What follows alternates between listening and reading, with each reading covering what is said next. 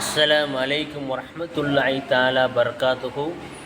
தொழுகை வணக்கங்களிலே சிறந்த ஒரு வணக்கமாக இருக்கிறது.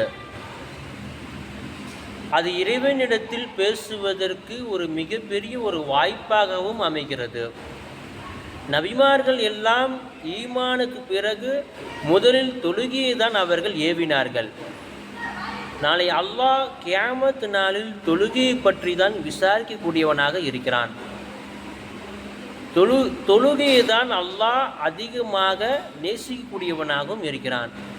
தொழுவதனால் ஒரு மரத்தில் இருந்து கிளைகள் எப்படி உதறுகிறதோ அதை போல அவனுடைய பாவங்கள் எல்லாம் உதறுகிறது. அது மட்டும் இல்லாமல் தொழுகையின் மூலியமாக தான் அல்லாஹ்வுடைய நெருக்கத்தை அவன் பெற்றுக்கொள்வான்.